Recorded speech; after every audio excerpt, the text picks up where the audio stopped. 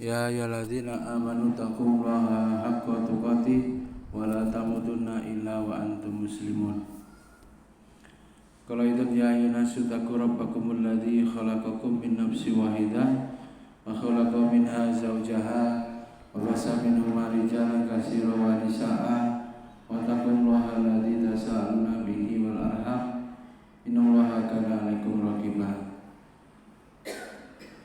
Qala Rasulullah sallallahu alaihi wasallam, man salaka tariqan yaltamisu fihi ilman sahalallahu lahu tariqan ilal jannah. Puji dan syukur senantiasa marilah kita panjatkan kehadirat Allah Subhanahu wa taala atas segala curahan nikmat dan karunia-Nya. Alhamdulillah, pada kesempatan pagi hari ini seperti biasa jadwal taklim pensucian jiwa atau tazkiyatun nafas kita laksanakan, ya, kita jalankan. Mudah-mudahan Allah Subhanahu wa taala terus menolong, ya, kita untuk istiqomah dan bisa suci, ya, jiwa kita sehingga menghadap Allah itu bisa dalam keadaan qalbun salim, ya, hati yang selamat, dimana hanya dengan hati yang selamat itu kita bisa diterima, ya, kita bisa diterima. Yauma malun wala barun illa atallaha biqalbin salim. Nanti akan tiba masa hari di mana tidak berguna malun wala banun, ya, harta dan anak-anak yang kita banggakan, yang kita cari.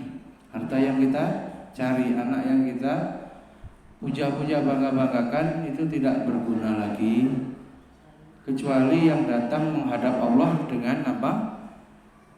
Qalbun salim. Jadi hati yang selamat. Hati yang selamat, hati yang sehat, selamat dari fitnah. Fitnah apa? Fitnah syahwat, fitnah subhat. Ya, hatinya betul-betul ingat kepada Allah, terpaut, ya, kepada Allah.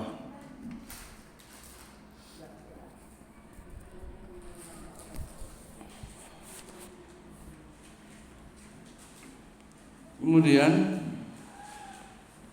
pembelajaran tazkiyatun nafas kita, ya, sampai pada pembahasan metode teknik pensucian jiwa pada poin pertama, ilmu yang bermanfaat. Kemarin keutamaan ilmu, ya. Halaman 65. Oh ya. Salawat dan salam kita aturkan kepada uswah hasanah kita Nabiullah Muhammad sallallahu alaihi wasallam, pada keluarga beliau, para sahabat tabi'in, tabi'ut tabi'in, kita semua umatnya yang istiqomah mengikuti jalan langkah beliau ila yaumil qiyamah. Halaman 65 melanjutkan, innama yakhsyallaha min ibadihil ulama. Sesungguhnya yang takut kepada Allah di antara hamba-hambanya hanyalah para ulama. Ini ulama yang benar, ya. Ulama Rabbani namanya. Ulama yang berpihak kepada kebenaran. Dia terus memperjuangkan al-haq, bukan ulama su', ulama yang bisa dibeli sesuai selera penguasa, sesuai selera masyarakat. Dicarikan produk hukum yang disenangi oleh masyarakat. Ulama Rabbani tidak, dia tegas, ya. Dia sanggup mempertahankan, ya, keyakinannya, bertaruh nyawa sekalipun, ya, untuk menegakkan kebenaran. Sampai di penjara pun, ya, tidak masalah. Dalam rangka apa? Terus komitmen terhadap kebenaran. Di sini ada kata hanyalah, innama menunjukkan pembatasan, cuma itu saja. Ayat-ayat Al-Quran ini merupakan bukti jelas atas betapa pentingnya ilmu. Betapa pentingnya ilmu pensucian jiwa itu. Ilmu merupakan sarana wajib bagi siapa saja untuk mulai menyucikan jiwa, ya, dan membersihkan penyakit-penyakitnya, ya. Selain ayat-ayat Al-Quran di atas, terdapat pula banyak hadis Nabi yang menjelaskan bagaimana keutamaan ilmu, bahkan kedudukan ulama dan kemuliaannya. Ilmu itu kemuliaan yang kemudian apabila orang mempelajarinya, terikut pula orang itu menjadi mulia. Tentu ini mulia di hadapan Allah. Kalau di hadapan manusia, sering ngaji, mungkin akhirnya miskin. Ketika miskin bisa jadi orang menghinakan karena materialisme. Orang menghormati karena hartanya. Setelah dia banyak belajar, malah jadi miskin misalnya. Misalnya begitu, terjadi orang hijrah kemudian jadi menghindari semua yang haram, akhirnya kita saksikan diuji dia dengan hijrahnya itu kekurangan-kekurangan, ya. Namun secara ilmu dia bertambah banyak. Hartanya berkurang tapi ilmunya bertambah. Tentu kemuliaan yang dijanjikan di sini adalah kemuliaan dalam pandangan Allah, bukan kemuliaan dalam pandangan manusia, karena memang manusia tidak pernah memuliakan karena ilmu. Jadi tidak mungkin. Manusia pasti yang dihormati, dimuliakan yang kaya, ya, yang punya kedudukan. Sehingga dia tidak punya itu, malah dia miskin. Bisa jadi dia di dunianya dilecehkan, direndahkan, gak dianggap lagi. Dulu kalau mau bangun masjid dipanggil. Sekarang biarin aja, nggak ditunjuk. Kadang-kadang ditunjuk jadi ketua itu karena supaya nombokin. Kadang-kadang ya. Padahal dia sekarang sudah tidak punya, ya dibiarin aja, nggak terlalu dianggap. Bisa jadi begitu ujiannya orang yang hijrah. Namun kemuliaan di hadapan Allah itu sesuatu yang sangat tinggi tentunya, ya. Itu yang pantasnya kita raih, kita kejar, ya, yang kita buru. Kemudian sahabat Muawiyah radhiyallahu anhu yang berkata, aku mendengar Rasulullah sallallahu alaihi wasallam beliau bersabda, "May yuridillahu bihi khairan yufaqihu fiddin." Siapa saja yang Allah menghendaki kebaikan baginya, maka ia akan dipahamkan mengenai agama ini. Jadi caranya, ya, cirinya senang agama. Bukti bahwa Allah senang kepada seorang hamba, dia akan open, ya, responsif terhadap seruan agama. Mulai dari seruan azan, ya, seruan undangan-undangan pengajian, seruan zakat, infak, sedekah, wakaf, itu semuanya.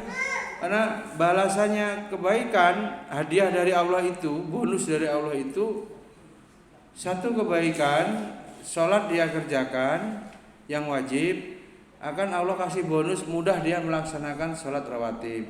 Sudahlah dia sholat rawatib, mudah dia berdoa. Dimudahkan lagi oleh Allah, diberi bonus mudah dia bersedekah, berwakaf. Dan semuanya itu kembali kepada manusia itu sendiri, gitu. Allah sudah siapkan itu. Kalau dia memilih yang diridhoi, jalan yang diridhoi Allah, akan dimudahkan. Kemarin waktu belajar akidah, fakulu muyasarun, kamu semuanya akan dimudahkan. Nah, kemudahan dari Allah itu yang ujungnya berbuah amal soleh, apa enggak, itu sebuah kenikmatan yang tak terkira, ya. Sebab kebalikannya, istidrat itu dimudahkan dalam dosa. Satu dosa tidak sholat, moyangnya dosa sudah ramai ini Homer, ya kan, mabuklah dia, ya, kemudian berzina, mabuklah dia berjudi, mabuklah dia, tentu tidak mungkin sholat orang mabuk, ya. Belum lagi dia kalau membunuh, seperti polisi yang mabuk membunuh, dan kejahatan-kejahatan lainnya, semuanya berpangkal dari mabuk.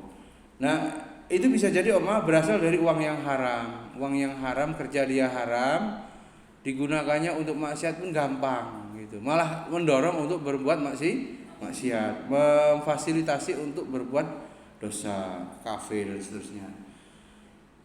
Sehingga pemahaman agama merupakan kebaikan. Jadi pemahaman agama merupakan apa? Kebaikan. Jadi kalau punya anak, milihnya jurusan agama itu udah luar biasa. Pasti pangkal berikutnya baik anak turunannya itu dia akan menjadi dai, menjadi ustadz, akan membawa kebaikan bukan hanya dirinya, tentu keluarganya, bahkan umat gitu. Jadi nilai manfaat dia bagi umat itu sangat besar. Nah, kalau anak cenderung kepada agama, ini merupakan kebaikan ya yang besar yang Allah berikan.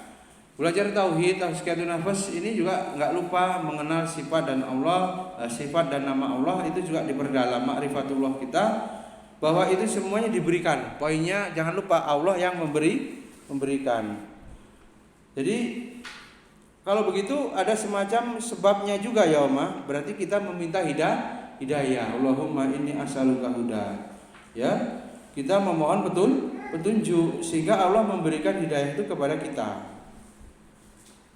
Makna pemahaman fikih atau faqihu fiddin pada hadis ini mencakup semua ilmu ya. Tentu ilmu syariah. Ini merupakan bukti bahwa tingginya kedudukan ilmu syar'i. Jadi yang dimaksud di situ adalah ilmu syar'i, serta pengaruhnya pada perilaku muslim.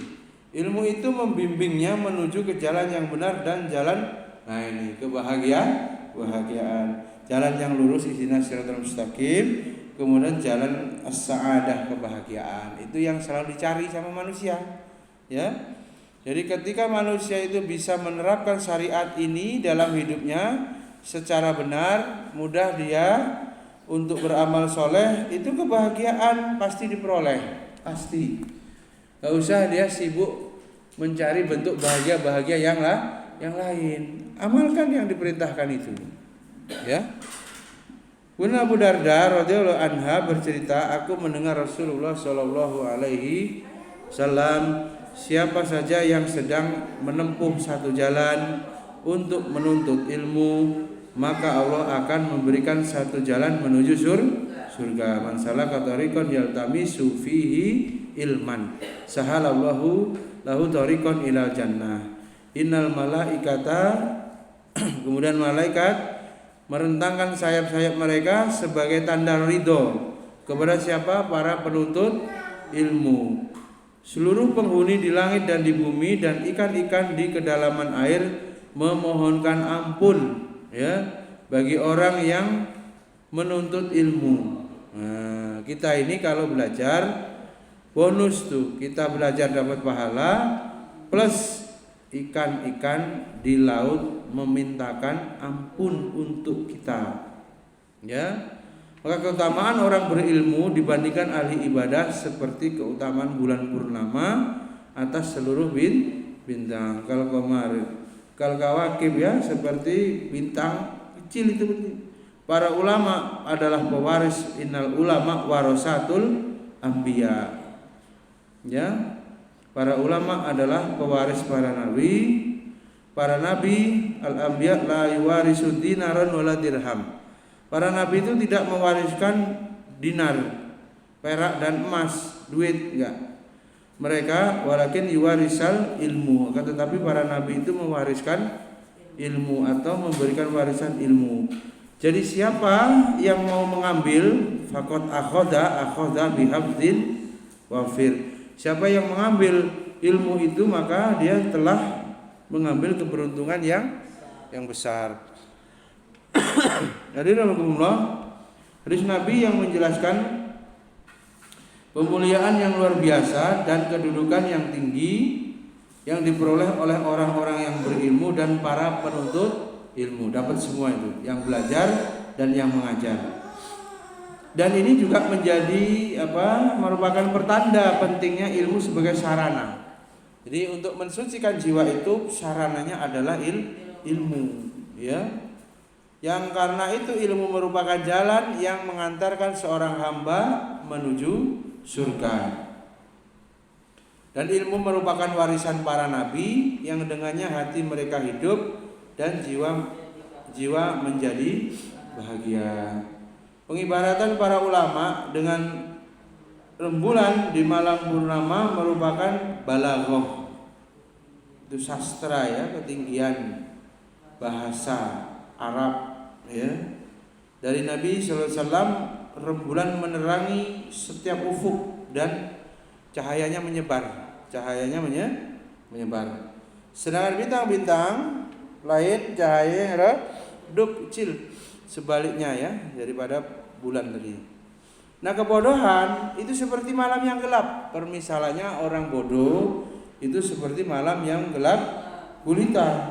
Ini kelam tidak nampak sekitarnya. Ya, tam. Maka para ulama itu kedudukannya seperti bulan di malam purnama. Ulama itu kalau ada di daerah itu maka seperti bulan purnama, kedudukannya di tengah malam yang gelap, menerangi terang, bercahaya, bahkan menghiasi ya langit, bahkan bukan hanya fungsinya yang terang tapi menjadi indah ya. Kemudian ada pesan lain dari perumpamaan Nabi ini bahwa cahaya bulan itu awalnya lemah. Lalu kemudian terus bertambah hingga menjadi sempurna sampai bulannya itu lengkap ya. Utuh, awalnya kecil, lama-lama utuh bulat. Lalu kemudian meredup kembali ya. Demikian halnya dengan ulama. Jadi ulama itu juga ada yang beragam jenis ulama ya. Sesuai dengan kedalaman atau sesuai dengan tingkatannya dalam amal soleh. Jadi ulama ilmunya banyak, tapi juga di situ ada pembedanya. Ulama yang beramal, ilmunya luas, beramalnya banyak, dan ulama yang fokus maksimal berdakwah, berjihad bahkan. Ya. Jadi ilmunya banyak saja, tapi selesai dia di kampus misalnya, nggak bisa diambil faedah dari dia ketika di luar kampus misalnya. Dan amal solehnya sepertinya tidak pernah sampai maksimal berdakwah, habis waktunya ya, full. Misalnya berdakwah seperti Ustaz Somad keliling seluruh Indonesia bahkan dunia, itu pasti habis waktunya kalau nggak ceramah di jalan. Maka hampir ketika misalnya berangkat dari Riau umpamanya ya, itu mungkin 3 hari mungkin ke Jawa, ya di jalan habis. Bisa dikatakan ya selama 3 kali 24 jam itu isinya ya dalam rangka berdakwah itu ya. Dibandingkan dengan yang di sekolah saja, di pesantren saja, habis ngajar dia bisa istirahat. Iya. Nah di situ kemudian amalnya menjadi pembeda antara yang full ya dengan atau fullnya dibedakan. Fullnya cuma di pondoknya saja, pelajaran ini terus sampai malam. Ada yang fullnya sambil berpindah-pindah. Yang membedakan di situ kemudian kualitas dakwahnya, kualitas amalnya di hadapan Allah yang menilai. Nah bisa jadi itu terjadi perbedaan di antara para ulama tadi. Rasulullah SAW telah bersabda, para ulama adalah pewaris para nabi. Maka sabda ini menjadi peringatan bagi para ulama untuk menjalankan petunjuk para nabi dan cara mereka dalam berdakwah. Maka penyucian jiwa dan mendidik umat dengan demikian para ulama itu akan mendapatkan bagian mereka yang berupa warisan agung. Nah, apabila mau meniti jalannya para rasul, dilanjutkan lagi tugasnya, mau berdakwah, melanjutkan estafet dakwah itu, mereka itu sama dengan mengambil warisan. Ya, mengambil warisan yang agung. Hadirin Allah, bila dalam menjalani kehidupan fisik di alam dunia ini kita memerlukan harta. Nah ini, kita paham ya? Kehidupan ini membutuhkan harta. Maka untuk menghidupkan hati, nah ini pertanyaannya. Badan, jiwa butuh harta. Pertanyaannya, untuk memberi makan atau menghidupkan hati ini dan membersihkannya dari segala penyakit hanya dapat dilakukan dengan ilmu yang berguna. dan menghasilkan amal soleh. Supaya jiwa kita hidup, ya kita harus belajar. Dan kemudian dengan belajar itu kita akan mampu atau mudah menghasilkan amal soleh. Maka siapa saja yang melakukannya, maka kalau ada orang hijrah tobat nggak mau menuntut ilmu itu pasti munafik ya, pasti ujung-ujungnya bohong dia, nggak sesuai. Atau tobatnya tobat ya sambal, tobat tomat ya. Nggak ada rumusnya. Orang mau hijrah setelah paham dia tidak mau hadir di majelis ilmu, terserahlah hadir majelis ilmu yang mana, yang rutin. Tapi pasti setiap minggu, syukur setiap hari 1 jam dia betul-betul menambah ilmu, menjaga imannya itu. Ya. Jadi tidak mungkin dia bisa terus atau benar perkataannya mau hijrah kalau tidak menuntut ilmu, enggak ada rumusnya. Ya, Abu Musa Al-Asy'ari menyampaikan sebuah hadis dari Nabi sallallahu alaihi wasallam. Beliau bersabda, perumpamaan dari orang yang dengannya Allah mengutus aku yang berupa petunjuk dan ilmu adalah seperti hujan yang menerpa bumi. Artinya hidayah itu seperti air hujan.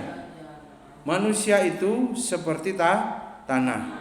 Adalah seperti hujan yang menerpa bumi. Ada sebagian tanah yang subur, yang ketika mendapat air hujan langsung tumbuh berbagai macam jenis rumput atau tumbuhan. Ada pula tanah yang lawanya tandus, tak mampu menahan air, airnya langsung lewat. Dengannya Allah memberi manfaat bagi mereka. Mereka minum, menyiram dan berternak.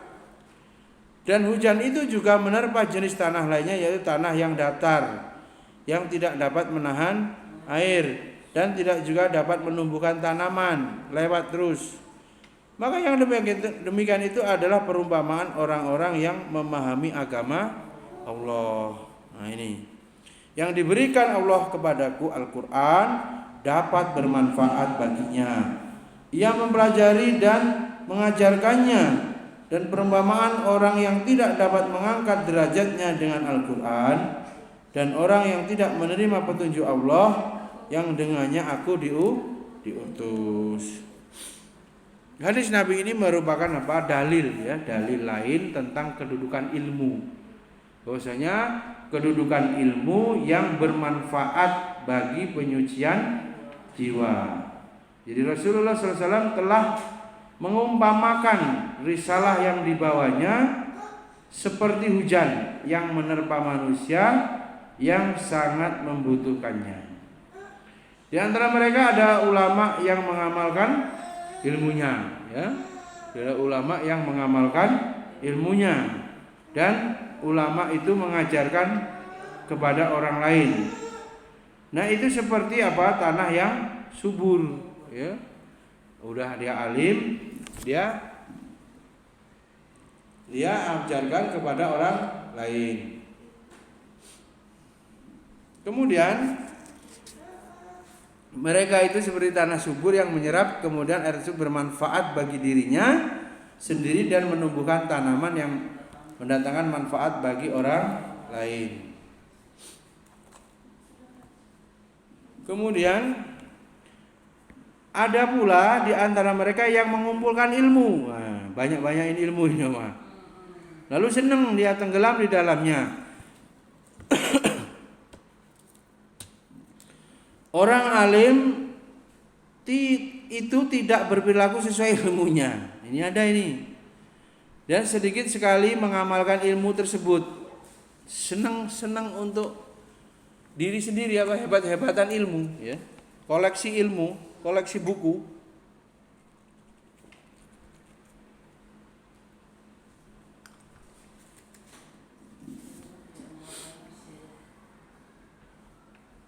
Orang alim itu tidak berperilaku sesuai ilmunya dan sedikit sekali mengamalkan ilmu tersebut. Ilmunya tidak membuahkan hasil yang diharapkan. Apa buahnya? Menyucikan jiwa. Enggak ada hasilnya. Kemudian buah ilmu meluruskan tingkah lakunya. Jadi mestinya seluruh amalan yang dia lakukan dipayungi oleh ilmu, nggak sesuai dengan ilmunya ini kasusnya. Nah mereka ini seperti tanah, ya, tanah tempat tergenangnya air yang dapat diambil manusia untuk irigasi dan peternakan. Ia nampung air, namun tanah tersebut nggak ada gunanya untuk menumbuhkan dan menghijaukan tanaman. Tanahnya tetap tandus, hanya nampung aja. Ya seperti orang yang punya ilmu itu umpama barangnya ada dia, umpamanya ilmunya di buku-bukunya banyak, jadi sudah berdiam aja di lemari, gitu, nggak kebaca, nggak diamalkan, apalagi diajarkan kepada orang, ya. Jadi percuma di situ, punya, ya. Kemudian ada juga yang berikutnya, ada juga yang mendengar ilmu namun tidak menghafalnya. Nah ini sudah dengerin aja ini, ngamalin enggak, dan tidak mengajar, apalagi ngajarkan kepada orang lain. Jadi itu tuntutannya. Kalau kita bicara tentang ilmu itu urutannya itu dipelajari, di antaranya dengan cara didengarkan, dihafal, ini maksudnya dipahami betul ya isinya, amalin, ajarin gitu, ya. Belajar sendiri, ada bisa dengan mendengar, membaca, datang, bahkan dihafal, kandungannya amalkan, lalu ajarkan. Sampai di mana ini? Yang pertama pun sulit. Belajar aja sulit. Datang kadang-kadang harus gratis, kadang-kadang dikasih kue ya, pakai pancingan apa ini? Arisan. Pancingan apa ini? Acara-acaranya pakai seragam supaya kompak, pakai rihlah juga biar semakin jamaah majelis taklimnya, pakai jaket juga, pakai atribut organisasi supaya mengikat. Tapi memang karena panggilan itu tidak tulus dari hati, tetap saja itu bubar, ya. Tetap saja itu sifatnya sementara gitu ya, tidak istiqomah gitu. Misalnya yang tanpa seragam, tanpa sendiri, kadang ada kawan, kadang-kadang sendiri. Ada yang nganter juga, kadang-kadang enggak. Yang nganter juga kadang enggak ada. Gojeknya kadang enggak tahu alamat. Ya karena memang mau dengan sendirinya membutuhkan ilmu, ya. Pada tingkatan bahkan pengen menyampaikan ilmu, maka berangkat terlaksana, ya. Dulunya saya mau ke sana, sekarang kok nggak mau ya, nggak mau ke sana ya, pegawainya sedikit, kalau nggak ada saya berantem setelah pondok. Mau ke sana seminggu sekali, ya. Dulu banyak, bisa dibagi-bagi.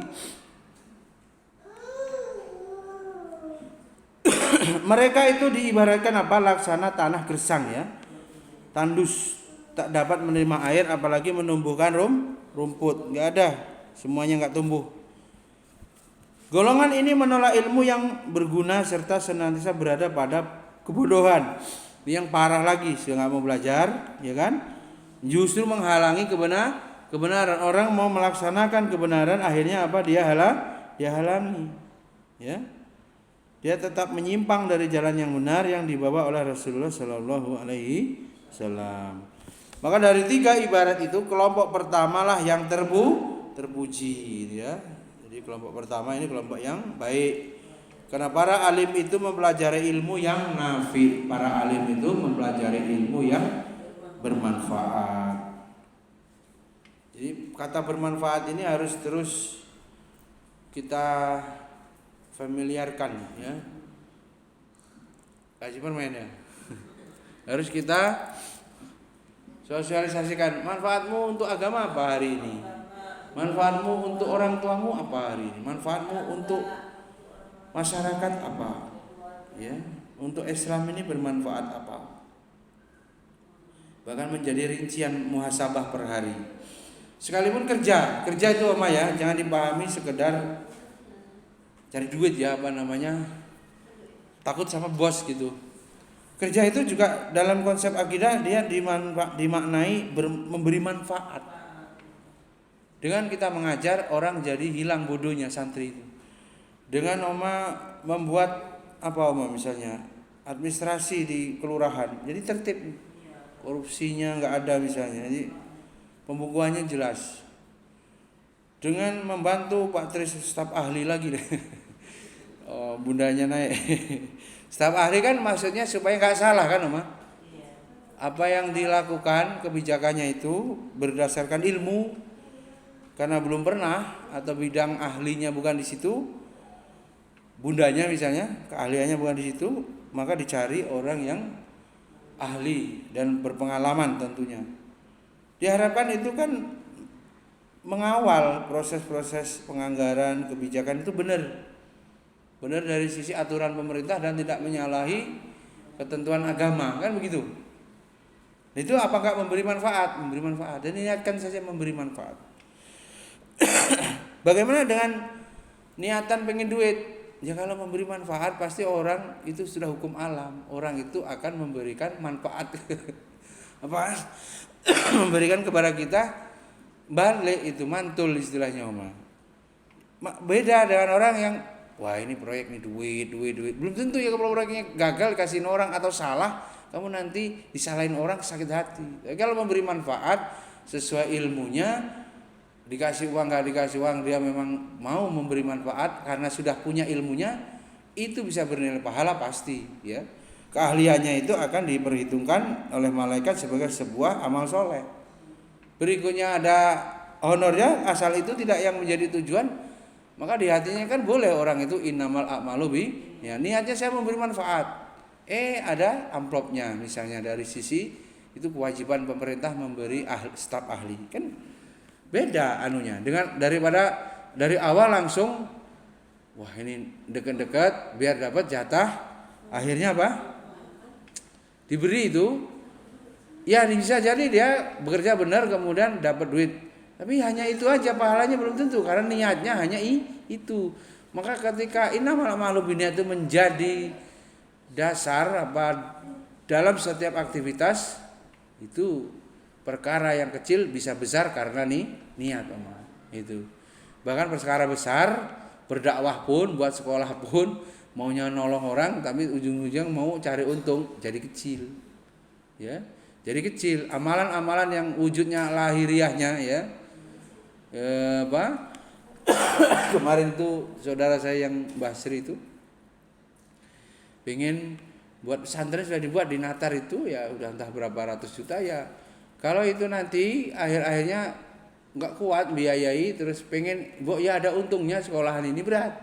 Biar mandiri gitu ya, maksudnya biar mandiri, maka udah dimodalin sarana.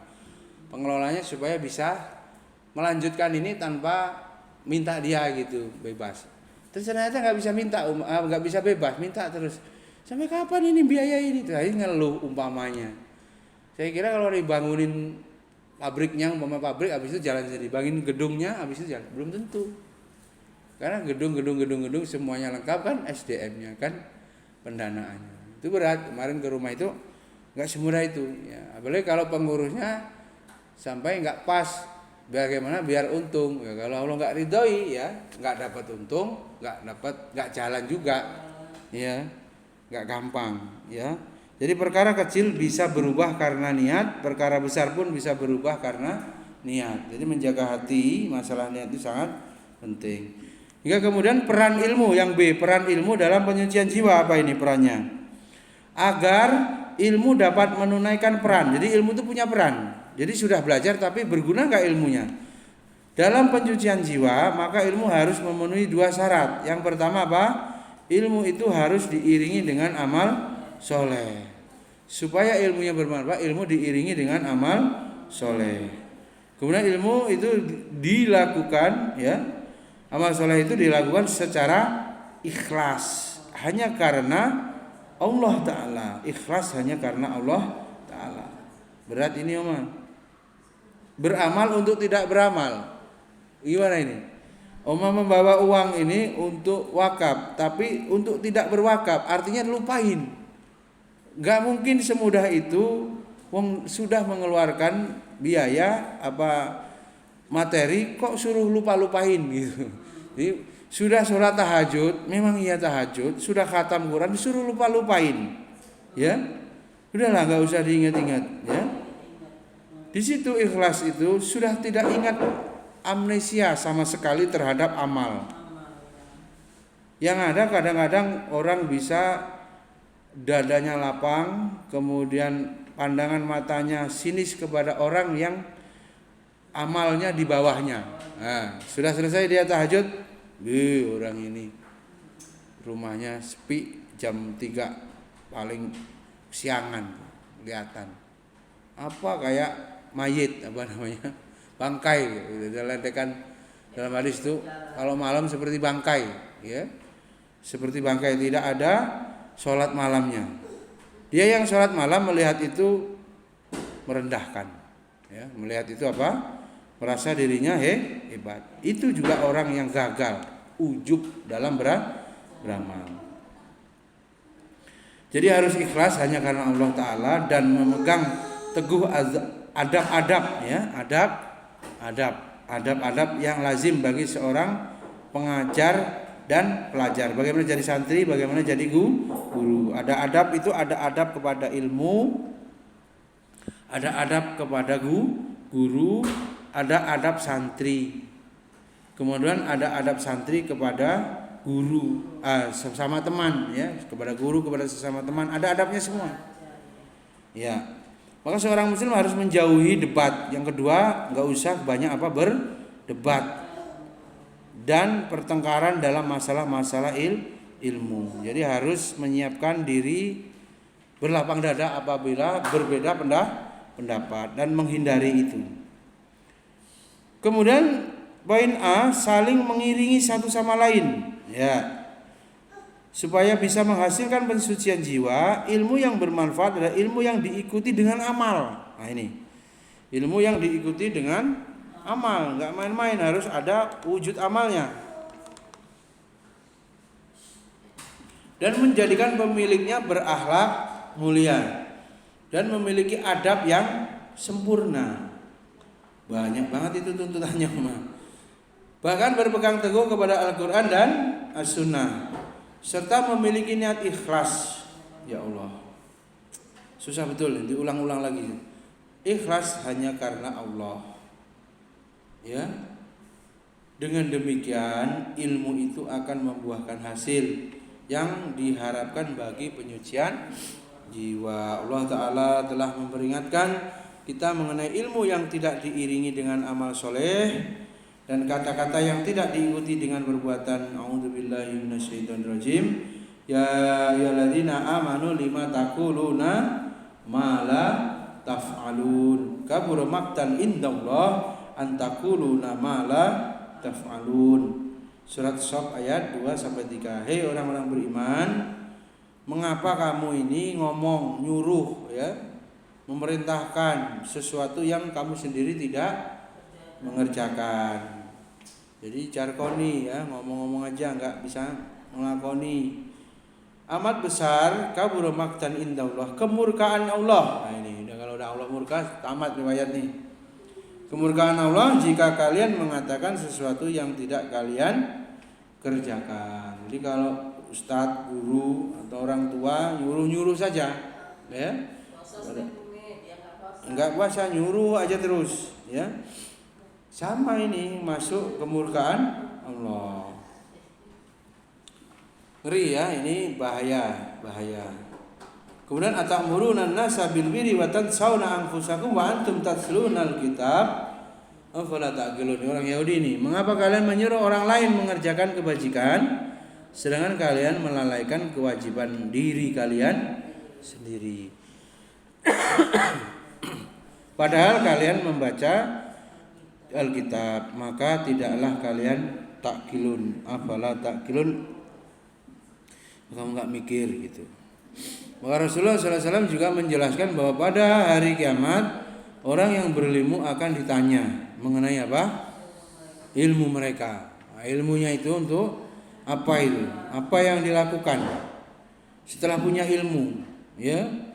Dan apakah ilmu tersebut telah membuahkan? Nah ini, kalau orang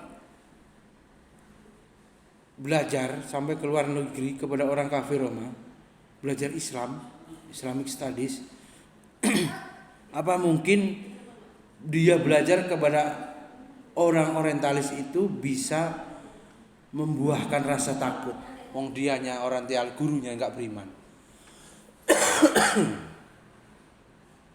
Itu rektor yang aneh-aneh itu dari UIN Jogja itu alumni luar negeri Om. Islamic Studies yang jadi ketua BPIP. Suka-suka begitu, alumni itu aneh-aneh itu pendapatnya. Yang Yudian nama siapa itu? Profesor itu. Hampir-hampir yang lulusan dari luar negeri yang belajar ke barat, gurunya itu hafal Quran, hafal hadis. Tapi dia orang kafir. Untuk mengalahkan Islam itu mereka belajar Islam. Tapi dia tetap kafir, itu namanya orientalis. Apa bisa mungkin muridnya dari Indonesia ini kemudian bisa membuahkan rasa takut sebagai sebuah buah daripada ilmu itu. Ilmu itu berbuahnya apa? Rasa takut. Dan rasa takut ini kemudian menjadi kristal takwa, ya kan?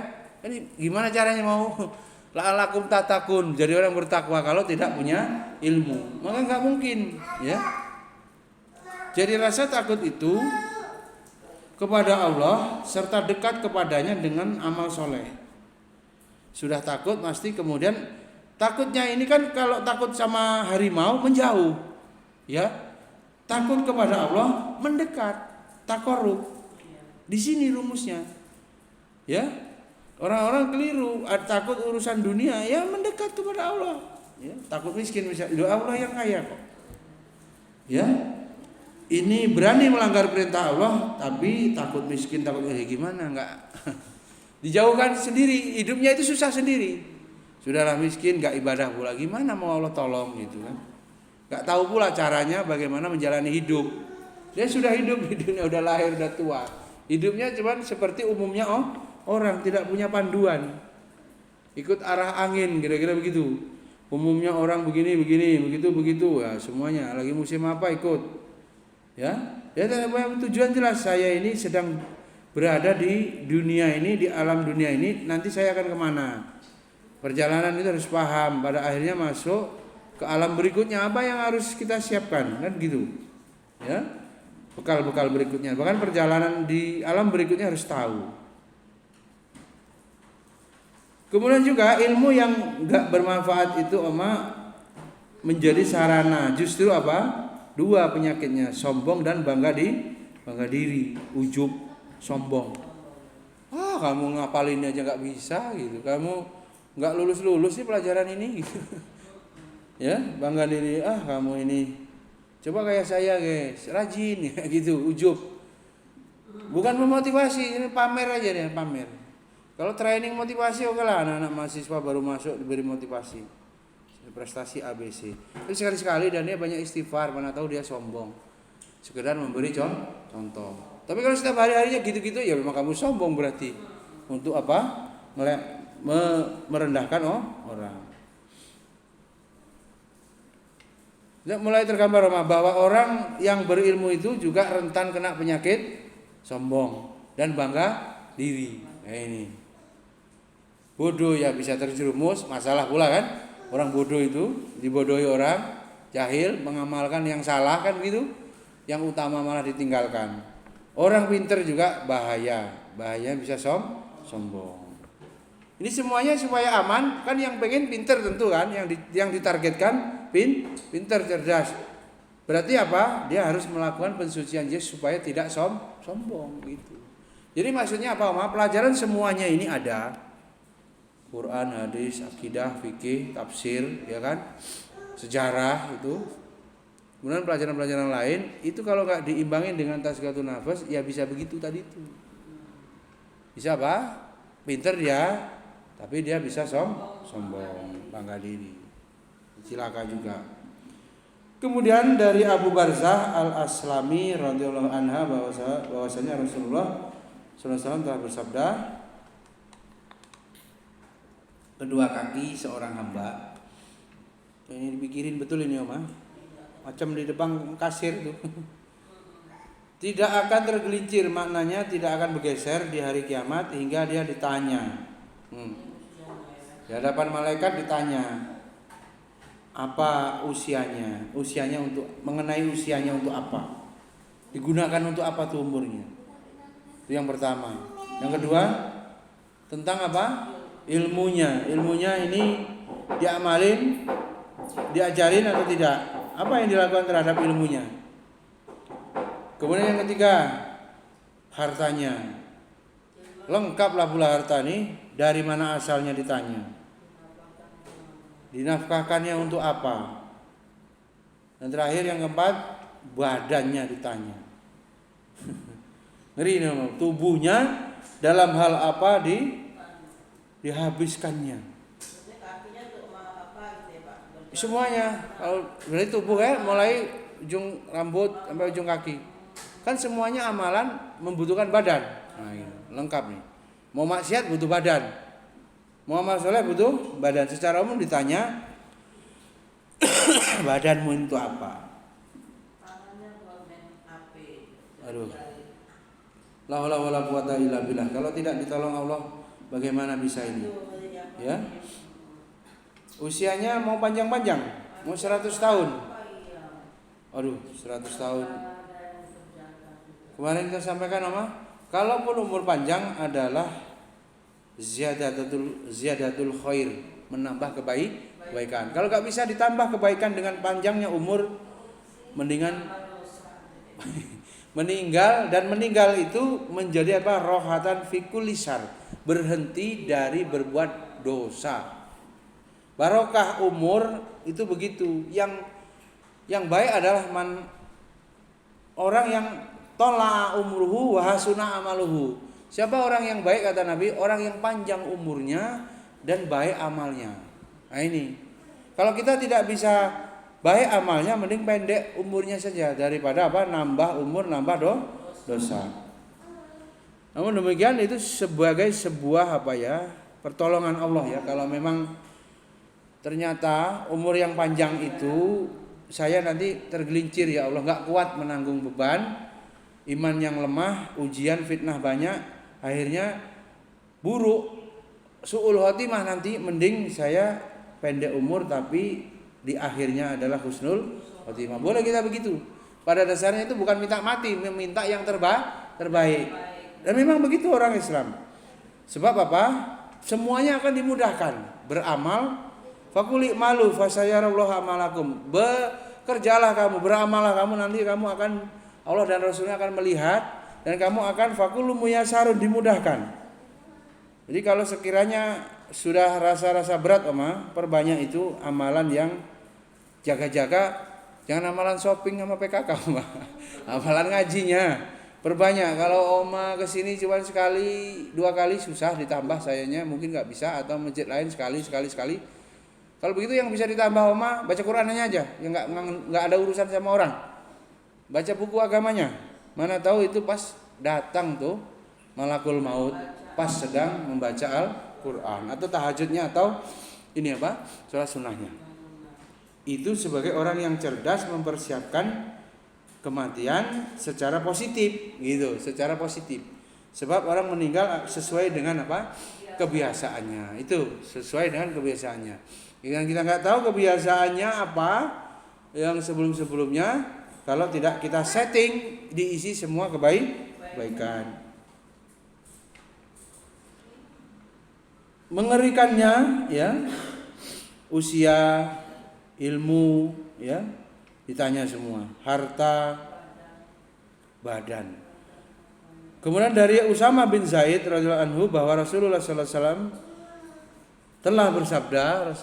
wasallam telah bersabda bahwa akan dihadirkan seorang pria di hari kiamat, kemudian dia dilempar. Alhamdulillah. Dilemparkan kemana? Ke dalam neraka. Lalu kemudian ususnya dari perutnya itu ditujah gitu loh ya orang Lampung ini. Tujah, diputer-puter itu sampai seperti keledai yang memutar gilingan, muter artinya ususnya dikoyak-koyakkan, ya. Muter-muter itu. Ia kemudian berjalan berputar seperti keledai, kepalanya nunduk itu berarti muter seperti gilingan. Kemudian para penduduk neraka berkumpul dan bertanya, ini fulan ngapain ini, ya? Loh kamu ini ustadz gitu ya. Kamu tukang nyuruh berbuat baik. Waduh, ini ustadz duluan masuk neraka nih. Apa? Melarang orang berbuat dosa. Ini kamu dulu dunia begitu kamu. Dia menjawab, benar. Aku memerintahkan berbuat baik, tapi aku tidak mengerjakannya. Dan aku melarang kemungkaran, tapi aku mengerjakannya. Naudzubillah. Akhir dari perjalanan ini hidup di dunia berdakwah tapi nggak diamalkan, pasti akhirat siksanya duluan begitu. Sampai ditanya sama orang yang didakwahi, heran. Ini termasuk ini enggak Pak? Orang yang suka WA itu bacalah malam Jumat atau hari Jumat surat Al-Kahfi, tapi dia enggak baca misalnya, kayak gitu termasuk Pak. Tapi dia malah kayak WA kan suka banyak. Oh ya. Semua secara umum yang mengandung perintah tapi dia tidak laksanakan. Tapi kalau haji, guru enggak lah ya, Ma. Yo, yang punya uang haji. Kalau Al-Kahfi ini boleh juga dirinci ya, Ma, karena memang dia operator dakwah misalnya. Pas malam itu dia sakit gitu. Kan ada sebab. Umpamanya Oma biasa nge-share malam Jumat baca Al-Kahfi. Saat itu Oma banjiran. Itu namanya banjir di Panjang. Di mana di Tarahan banjir. Ya tentu habis nge-share jam 5, habis maghrib banjir. Allah tahu itu sedang musibah. Bagi yang enggak pernah ngerjain itu. Enggak pernah ngerjain ya, dia cuma nyuruh masuk. Nah, itu termasuk. Masuk gitu. Jadi perlu dirinci hasilnya dia ini ngerjain apa enggak. Yang sebagusnya kan dia kerjain dulu baru share. Iya, maksudnya kan Ya. kalau nomor satu harus mengerjakan dulu. Ketika amalan itu amalan yang memang ringan mudah dilaksanakan. Kalau amalan yang tidak bisa dilaksanakan karena ketidakmampuan, tapi dia sebagai guru ya mudah-mudahan Allah juga memaafkan gitu. Dia belum haji ngajarin haji gitu kan. Kadang kawan gitu Pak. Hah? Kadang-kadang kawan bukan. Oh ya. Kita tahu dia ajarin. Dia kan dapat dari orang aja gitu, lagi gitu. Oh ya. Ya, lagi musim apa? Share-share. Tentu pada wilayah itu tidak terjadi kepada Oma kalau Oma sudah belajar begini. Jangan langsung asal share kalau belum ngamalin. Karena dia mungkin bisa jadi kalau kasusnya begitu, belajar agamanya kurang, taklimnya kurang, semangat dakwahnya tinggi, kan begitu. Jadi miss. Dia belum ngamalin sudah sebarin. Kalau hal-hal seperti itu, kemudian faktanya dia memang tidak tahu ya, mudah-mudahan termaafkan. Ya. Tapi kalau orang sengaja nggak pernah mau baca, aslinya tahu dia. Seneng nyuruh, ya Allah juga tahu hatinya bagaimana. Itulah Allah yang maha tahu yang lahir dan yang batin. Sesungguhnya yang dilihat adalah hati. Innallaha la yanzuru ila suwarikum wa ajsamikum walakin yanzuru fi qulubikum. Allah itu enggak melihat muka. Amal-amalan lahiriah saja. Tapi Allah melihat hatimu meniatkan apa ketika mau men-share itu. Kemudian kita lanjutkan, hadirin rahimakumullah. Inilah hukuman. Ini hukuman Oma. Ya Allah, hukuman bagi orang yang tidak mau mengamalkan ilmunya yang telah diberikan oleh Allah. Kayaknya berat punya ilmu, akhirnya apa? Mending enggak usah belajar. Itu malah lebih parah. Itu kena talbis iblis. Dia kena tipuan iblis karena ilmu harus diamalin, dia enggak sanggup ngamalin lah. Enggak usah amalin lah. Oh, itu dia kena talbis iblis. Tidak boleh begitu. Jadi yang betul kita terus mengamalkan sekuat tenaga, terus belajar semampunya. Kemudian orang yang berikutnya ia cukup puas dengan menyuruh. Nah tadi Oma, dan melarang. Ini orangnya tadi. Nyuruh-nyuruh seneng, melarang-larang seneng. Tapi dia apa? Membiarkan dirinya bermaksiat di luar penglihatan manusia. Ini kalau ada orang dia pura-pura alim, pas sendiri berbuat maksiat. Ini ada orang model begitu. Yang dimaksudkan ususnya di putar-putar tadi itu. Akan tetapi tidak satupun yang bisa sembunyi dari Allah lah ini. Tidak ada satupun yang bisa sembunyi dari Allah. Orang yang kejahatannya tertutupi di dunia hingga manusia mengira ia orang baik akan disingkap di hari kiamat kelak. Jadi sebetulnya orang menganggap kita baik itu bisa jadi karena orang itu nggak tahu keburukan kita, Allah menutupi aib kita. Jangan tenang-tenang, ya. Karena itu para sahabat radhiyallahu anhum dengan ketakwaan mereka dan komitmen mereka pada Al-Quran dan As-Sunnah sangat takut pada keadaan yang akan terjadi pada hari kiamat ini. Abu Darda misalnya, ia mengatakan, aku sangat takut jika nanti di hari kiamat dikatakan kepadaku, kamu tahu atau tidak tahu? Ayo. Jawabnya gimana? Aku tahu. Dan seluruh ayat Al-Quran, baik perintah maupun larangan, datang kepadaku untuk bertanya, waduh, kalau ayatnya ngomong gimana? Ini ayatnya gugat sama, enggak tahu gitu kan? Hukumnya gugat di sini coba. Bertanya mengenai kewajibannya lalu ayat perintah bertanya kepadaku, waduh, apakah aku telah diperintahkan? Aku telah diperintah. Dan ayat larangan nanya juga, apakah aku telah dilarang? Waduh, maka aku berlindung kepada Allah. Ya, Abu Darda ini sedih, bingung dari ilmu yang tidak bermanfaat. Aduh, berat sekali Mas. Kalau ayat yang kita pelajari itu gugat, paling minimalnya menanyakan loh, kamu kan sudah tahu nih hukumnya begini, hukumnya haram minuman keras, kok investasi? Gimana ini? Ya, beliau juga berkata, tidaklah seorang itu berilmu hingga beramal, disebut berilmu hingga ia beramal dengan ilmunya. Dia orang dikatakan alim, berilmu, itu syaratnya apabila telah mengamalkan ilmunya. Rasulullah SAW pun memohon kepada Allah agar diberi apa? Ilmu yang bermanfaat dan berlindung kepadanya dari ilmu yang tidak bermanfaat. Jadi ada loh ilmu yang enggak bermanfaat, ilmu sihir, ya, ilmu yang berbuat kejahatan, ya. Ilmu apa yang buat kejahatan itu ya ngakal-ngakalin hukum bisa, ngakal-ngakalin aturan bisa, pelintar-pelintir. Semuanya katanya Prof Mahfud bisa dicarikan pasalnya. Semua masalah di negara ini bisa dicarikan pasalnya sesuai, tinggal siapa yang mau punya kepentingan. Lu. Ya.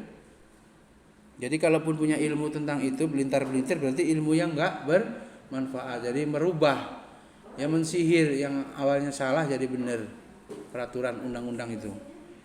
Kemudian dari Said bin Arqam radhiyallahu anhu bahwa Rasulullah Shallallahu Alaihi Wasallam bersabda, Allahumma inni a'udzubika min ilmin la yanfa wa min qalbi la yahsha wa min nafsi la tasba wa min da'watin la yustajaba laha.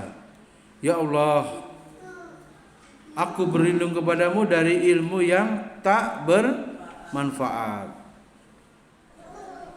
dan dari hati yang tidak khusyuk. Wah ini, ya, pertama ilmu enggak guna, enggak diamalkan. Yang kedua dari hati, wa min qalbi la hati yang tidak khusyuk. Artinya apa? Pas harus ingat kepada Allah, ingat dunia, kan gitu. Bagaimana khusyuk salat, ya? Bagaimana khusyuk doa? Bagaimana khusyuk zikir, ya? Ini perlu kita latih, ya. Kita berlatih mensucikan hati kita ketika beribadah supaya ingat kepada Allah. Dan jiwa yang tidak puas, ini rakus namanya mah. Artinya apa? Itu melebihi kenormalan gitu. Punya target yang, ya tentu target yang nggak mungkin gitu ya. Atau rakusnya ini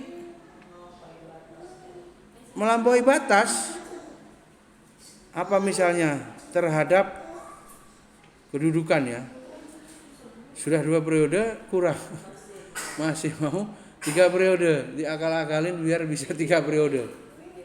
Bikin amandemen undang-undang lagi. Dirubah lagi ya biar bisa. Padahal dia harusnya husnul khotimah saja. Jabatannya berakhir dengan meninggalkan karya-karya atau prestasi yang baik. Kalau sekarang nambah lagi orang dibilang apa? Serakah kan begitu.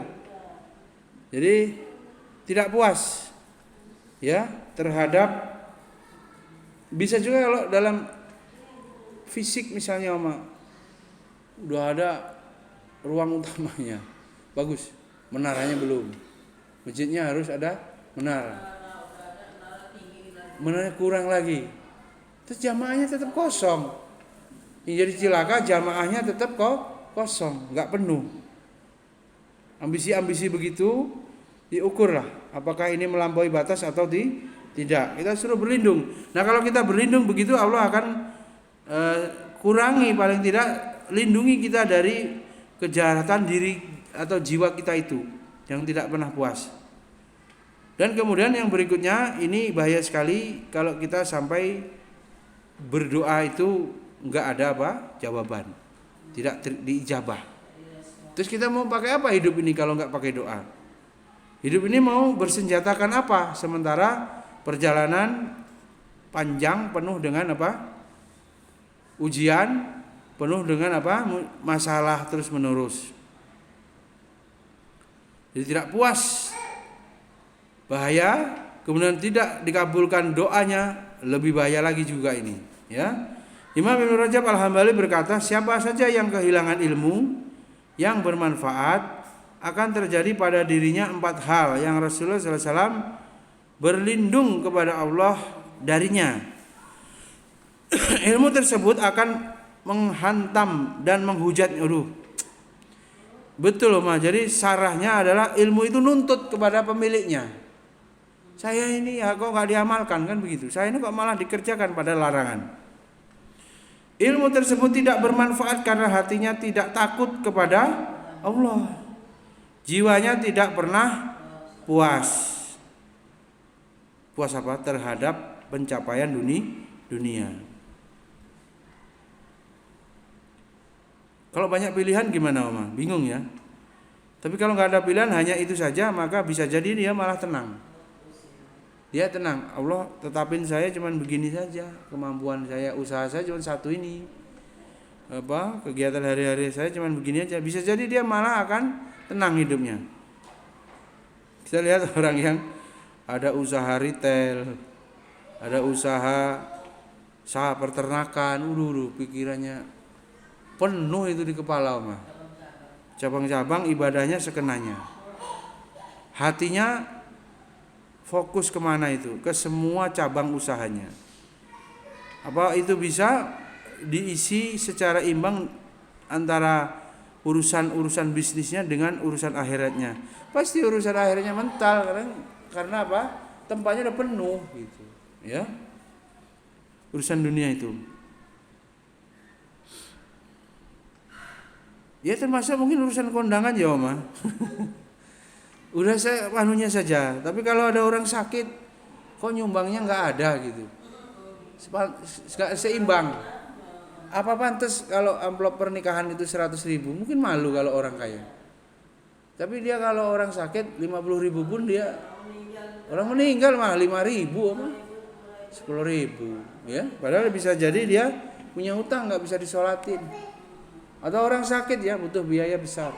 Sudah dia nggak bisa menghasilkan uang, dia harus dibayarin, ya, dia harus menanggung balik oma dunia. Jadi harus dilawan, anak cucu harus dirubah bahwa yang sifatnya yang membutuhkan itu yang diutamakan. Itu sedekah paling afdal tentu pada orang yang sangat membutuhkan. Itu harus dijelaskan yang butuh itu siapa gitu, ya. Yang butuh itu ya orang-orang yang memang dia sampai mengucapkan bisa jadi. Karena ada orang miskin yang minta dan ada yang tidak minta. Dan semua itu sebetulnya kembali kepada orang itu sendiri loh. Ya. In ahsantum li anfusikum wa in asatum fala. Kalau kamu berbuat baik, kebaikan itu untuk kamu sendiri-sendiri. Bukan ke orang lain, ya. Wa yaskuru li nafsi. Kalau kamu bersyukur, loh, syukurnya itu balik pahalanya ke kita sendiri, gitu. Jadi kalau ada orang meminta sumbangan, loh, itu kan untuk kamu, dibawakannya sama dia ke akhirat itu. Orang itu hanya menjalankan tugas, bahkan bisa jadi itu kamu terima kasih dia datang, itu hartamu selamat itu, ya, terfasilitasi. Tidak sebaliknya yang hatinya dengki, iri apa hasad, wah ini mah minta sumbangan terus, menyalah-nyalakan gitu, terlalu banyak dia apa, suuzonnya, susah orang begitu penyakitnya mah, buruk sangka terus, sangka buruk terus. Kemudian kita lanjutkan, doa tidak diterima. Kemudian apa? Karena ia tidak menjalankan perintah dan tidak menjauhkan diri dari hal-hal yang membuat murka dan dibenci Allah. Rasulullah SAW selalu mendidik para sahabatnya dengan ilmu yang bermanfaat, yang membersihkan jiwa. Dengan itu luluslah dari madrasah Nabi ini generasi apa? Quran. Generasi Quran ini maksudnya isi Quran itu wujud nampak diejawatakan dalam kehidupan sehari-hari oleh anak-anak itu. Itu namanya disebut generasi Qurani. Yang mampu mengemban risalah Islam. Bukan hanya urusannya kalau orang merantau itu apa yang dicari di sana untuk membuka usaha baru, belum banyak persaingan. Betul ya, begitu ya? Boleh ya transmigrasi ke Kalimantan, Papua. Tapi kalau orang yang pikirannya gundah gulananya itu agama, ya dia pengen ke sana biar bisa buka lembaga pendidikan, biar bisa berdakwah. Biar di sana itu orang yang belum menyembah Allah jadi menyembah Allah. Belum itu kan karena tidak ada yang mendakwai, misalnya daerah terpencil, nggak ada internet. Coba, pokoknya kalau punya anak keturunan yang pikirannya itu ngelanjutin pikiran Nabi gitu. Walah, pikirannya itu cuma mikirkan bagaimana bisa melanjutkan dakwah itu, bukan urusannya mau kaya gitu. Nggak pernah kepikir gitu. Kapan kaya, kapan beli tanah, beli mobil itu nggak ada. Dia tetap bekerja. Bukan berarti yang kayak gitu tuh orangnya malas, belum tentu. Ya terus bekerja. Tapi kerja sosial itu kan nggak ada bayarannya kayak profesional gitu. Sekian jam sekian enggak. Kayak kalau Stephen itu kerja sama orang asing kan jelas 1 jam sekian. Jadi bisa berapa puluh juta sebulan. Kalau kerjanya nggak udah. Ya ada terus. Tapi nominal amplopnya tidak pasti. Atau kalaupun pasti ya terbatas. Sehingga tidak sepatutnya untuk menggantungkan target-target dunia. Di sini disuruh apa? Kata segenap penjuru bumi, ya Allah. Bukan hanya urusannya di Sukarame, urusannya bumi. Supaya orang terus menyembah Allah di muka bumi ini. Bahkan di luar negeri berarti kalau begitu kan. Menerima warisan para nabi dan estafetkan. Kalau kita lari estafet bawa tongkat dakwah itu dilanjutkan kepada generasi berikutnya. Jangan putus generasi ini. Ini sekarang generasi corona, generasi covid, entah kualitas ilmunya kayak apa. 2 tahun ini lulus, masuk TK belum pernah masuk udah lulus. Udah lulus ya, belum pernah masuk udah lulus. Ini kita nggak paham lagi apa kemampuannya di mana. Estafet dakwah terus dilanjutkan dengan amanah. Ini amanah dan ikhlas, berat. Ada yang nyoba upaya yang ngajar ya, berhenti gitu. Sebulan 2 bulan kayak gini rasanya, muridnya nakal amit-amit ya, atasannya cerewet ya, muridnya cerewet, walinya cerewet pula, remuk dari segala penjuru, capek gitu. Selip dikit berantem ya, protes, enggak kuat ya, Bisa jadi karena coba-coba, niatnya belum teruji. Kemudian terciptalah beberapa generasi utama yang menerima ilmu untuk mengamalkannya, bertingkah laku dengan tata krama ilmu, dan menghiasi diri dengan berbagai keutamaan. Ya. Diriwayatkan oleh Al-Khabib Al-Baghdadi, ya. Jam berapa ini, Mama? Jamnya enggak pas. Ia menyampaikan, telah berkata Ibnu Sirin, mereka mempelajari petunjuk seperti mempelajari ilmu. Oh, 10 menit lagi. Maka dari Malik dari Ibnu Syihab, ia berkata, ilmu ini merupakan adab dari Allah. Insyaallah. Ilmu apa? Merupakan adab dari Allah Subhanahu wa taala. Ya Allah, begitu ya ilmu itu ya. Yang diajarkannya kepada Rasulullah sallallahu alaihi wasallam. Dan beliau mengajarkannya kepada umatnya. Itu merupakan amanat Allah kepada Rasulnya agar beliau menunaikan tugasnya. Maka siapa saja yang telah mendengar ilmu tersebut, ia akan menjadi apa? Hujjah, landasan. Menjadi hujjah antara dia dengan Allah Subhanahu wa taala. Ngeri sekali ini, Mah. Jadi ilmu itu merupakan adab dari Allah. Jadi Allah itu beradab kepada manusia itu dengan mengajarkan ilmu. Biar manusia itu benar. Allah buat manusia, Allah siapkan. Kalau misalnya sekolah ini aja, Mah, ya. Ini anak-anak diterima sekolah ini, kemampuan anak usia sekian. Ini loh pelajarannya supaya dia benar. Disiapkan materinya, kurikulumnya. Ini Allah supaya manusia benar. Allah beradab dengan menyiapkan ilmu. Jadi orang itu Allah tetapkan supaya nanti beriman, bertakwa, beramal soleh, baik, dia harus kasih ilmu. Ilmunya Allah siapin, dan ini adab Allah. Begitu. Diajarkannya itu ilmu. Kepada siapa? Ya kepada Nabi. Ya, kepada para Rasul. Maka siapa saja yang belajar mendengar ilmu tersebut, ia akan menjadi apa? Hujjah antara dia dengan Allah. Kemudian dari Ibrahim bin Hubaib, ia berkata, ayahku berkata padaku, hai anakku, datangilah ahli fikih. Nah ini. Dan ulama, dan belajarlah dari mereka, ambil adab, ambil akhlak dan petunjuk dari mereka. Itu lebih kusukai daripada belajar banyak hadis. Semalam juga saya temukan videonya Ustadz Felix Shaw, bagus. Mau dengerin belum di grup donatur saya share. Ustadz Felix Shaw menceramahkan kalau nyari sekolah itu ya bukan dilihat gedung, karena pendidikan ini transfer nilai, karakter, bukan transfer pengetahuan saja. Kalau pengetahuan saja, guru pasti kalah dengan Google, dengan YouTuber, ya. Maka keberhasilan pendidikan itu bukan dari gedungnya, tapi dari gurunya. Mungkin bisa disetel lagi, Om, nanti download, cukup baik untuk menerangkan bagaimana metode mendidik sehingga menghasilkan Muhammad Al-Fatih, kan begitu. Beliau contohkan begitu. Mudah-mudahan bermanfaat. Sampai sini, subhanakallahumma wa bihamdika, asyhadu an la ilaha illa anta, astaghfiruka wa atubu ilaik. Assalamualaikum warahmatullahi wabarakatuh.